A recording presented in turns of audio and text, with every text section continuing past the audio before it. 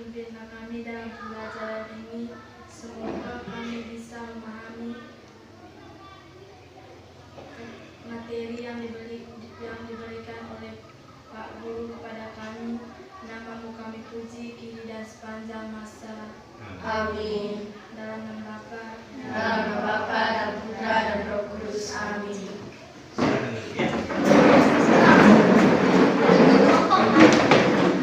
Nanti sebentar ya. Hari ini kita akan mempelajari materi tentang gereja yang kudus, Katolik dan apostolik. Apa itu gereja yang satu? Apa itu gereja yang kudus, Katolik, apostolik? Nanti dalam proses pembelajaran kita akan memahaminya. Nah, sebelum kita berlanjut ke materi yang akan kita pelajari, kita lihat dulu kompetensi inti ya. Kita masih dengan pembelajaran kurikulum 13, maka KI 1 adalah menerima, menjalankan, dan menghargai ajaran agama yang diatur. Lalu KI 2 kita mesti menunjukkan perilaku jujur disiplin. Percaya diri dalam berinteraksi keluarga, dengan guru dan tetangga. Jadi KI 1 itu berkaitan dengan sikap kita kepada Tuhan. KI 2 berkaitan dengan sikap kita untuk sesama. Sementara KI 3 kalau kalian baca, memahami pengetahuan faktual dengan cara mengamati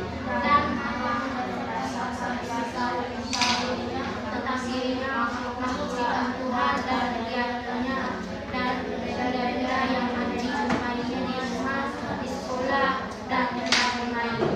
Baik, ini berkaitan dengan apa? Keingintahuan, pengetahuan ya. Sementara kalau KI 4 menyajikan pengetahuan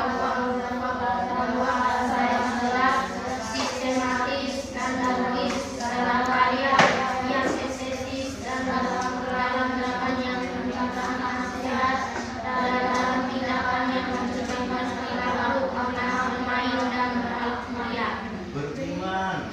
Ya. Jadi ya. Nah, KI 4 berkaitan dengan apa?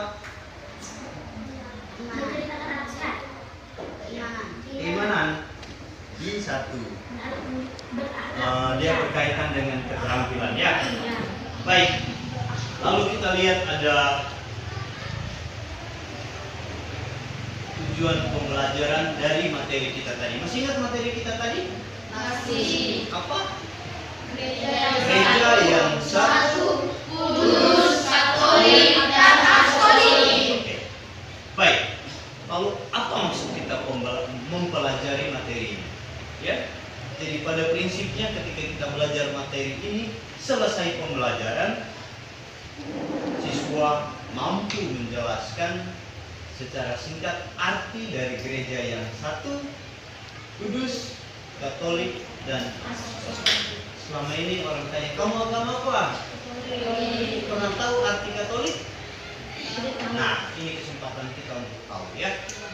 Baik, lalu yang kedua, menyebutkan contoh-contoh perwujudan dari gereja yang satu, kudus, Katolik dan apostolik.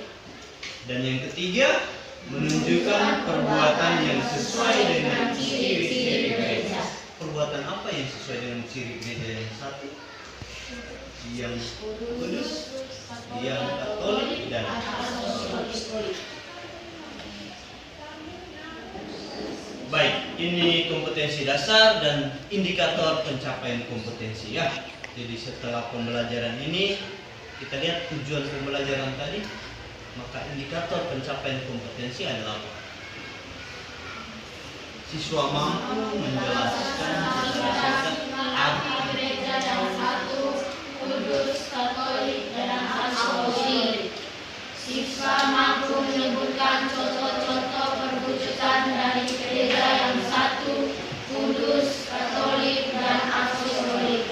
Siswa mampu menunjukkan perbuatan yang sesuai dengan ciri-ciri gereja. pada aspek pengetahuannya, lalu pada aspek keterampilan itu di bawah.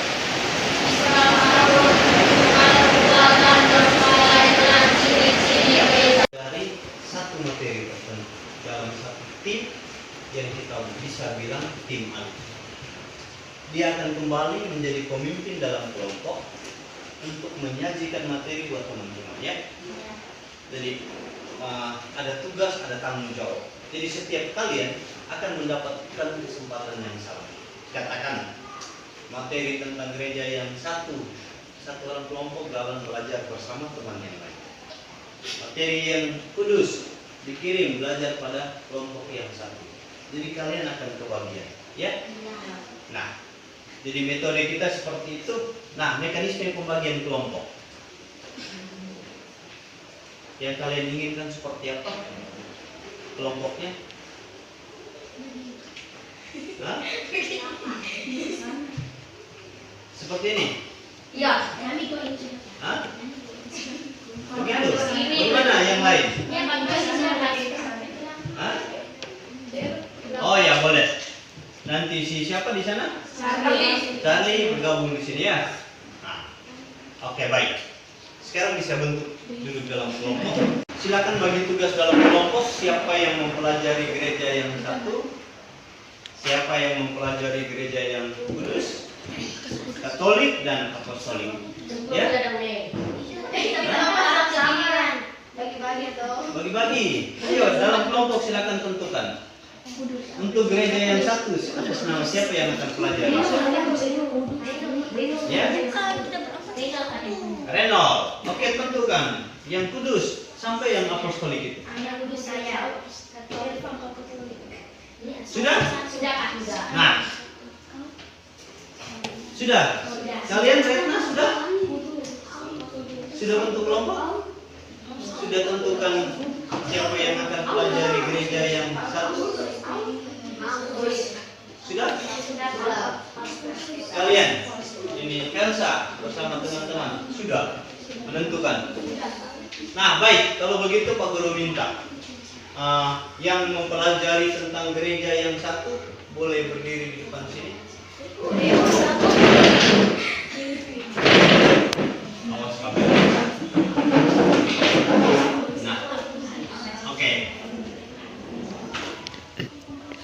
Gereja yang kudus.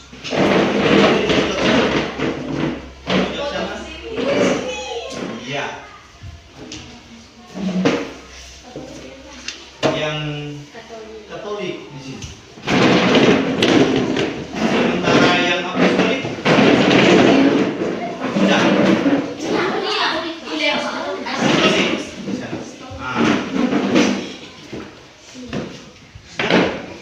Pak Guru minta kelompok yang ini silakan ambil tempat di sini.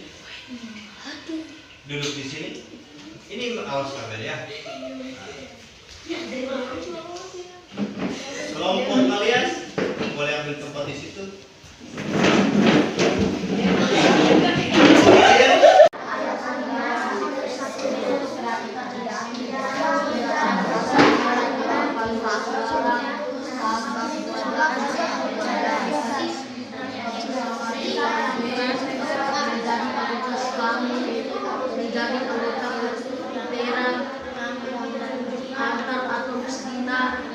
Terlibat dalam anggota POL.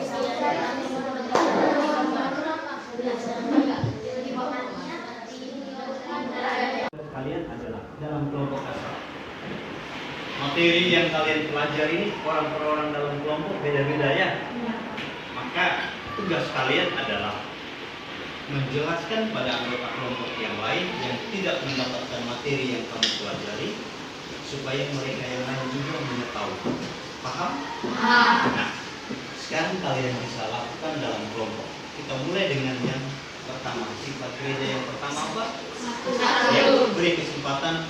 Sekarang yang tim alif tadi, kalian adalah pemimpin ya. Pastikan anggota kelompok paham, mengerti materi yang kamu jelaskan. Ya, oke, silakan. Siapa kalian punya di sini? silakan menjelaskan.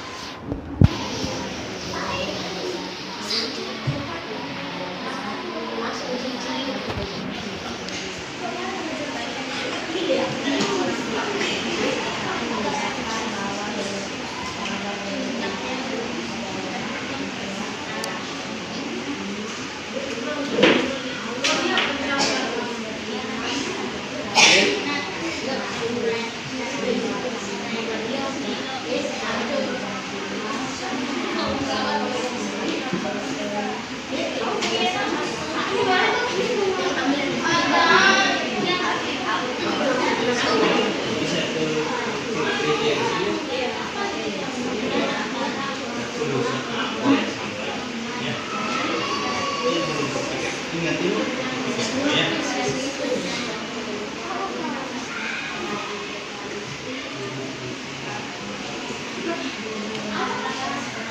Sudah selesai? Yakin teman-teman tidak pas? Sudah mencoba mereka menggali pikiran mereka tentang gereja yang sudah misalnya ya, jelaskan kembali apa yang merupakan tentang gereja yang sudah coba kita mereka harus tahu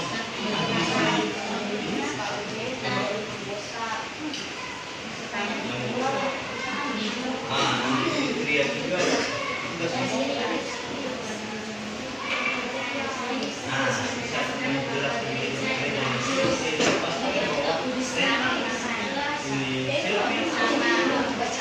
Aldi tahu baik tentang gereja yang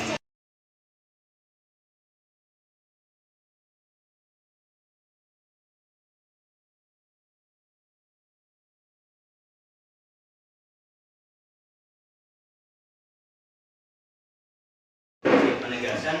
Atau ada yang mau bantu Pak Guru penegasan? Lihat coba tadi kamu pelajari gereja yang artinya apa? Apostolik. Nah, semua dengar. Apa arti gereja yang apostolik? Gereja yang dibangun atas dasar para rasul dan para nabi. Iya, dengan Yesus Kristus sebagai batu Batu penjuru, batu dasar ya. Jadi dasar iman para nabi, para rasul itu dibangun atas dasar Yesus ya, yang kemudian diteruskan kepada kita. Kegiatan gereja ini yang berkaitan dengan sifat gereja apostolik apa? Ada yang tahu selfie? Sifat gereja. Kegiatan gereja ini yang berkaitan dengan sifat gereja apostolik. Perayaan Ekaristi, kita ingat umat perdana mereka selalu berkumpul bersama ya. Berkumpul bersama berarti di situ ada sifat gereja apa? Satu. Jadi sifat gereja juga satu ada di dalam gereja para rasul ya. Jadi satu. Di dalam situ mereka berdoa. Berarti ada sifat gereja berdoa. Sifat gereja apa?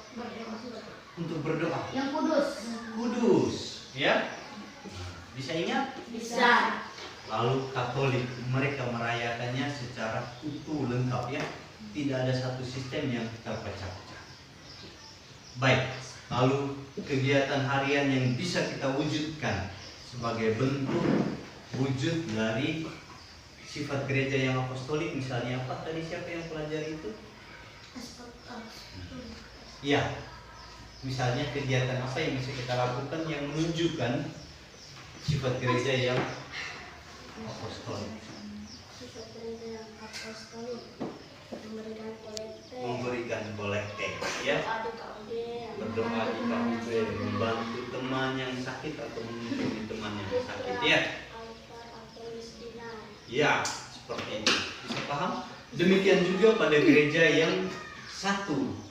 Apa arti gereja yang satu? Siapa yang tadi pelajari? Renol, coba gereja yang satu. Perkumpulan orang-orang yang beriman dan percaya kepada Kristus. Ya, gereja yang satu berarti orang itu berkumpul anak ya. Tapi atas dasar iman yang sama. Berkumpul tapi bukan atas dasar iman yang sama, kita tidak bisa bilang itu gereja.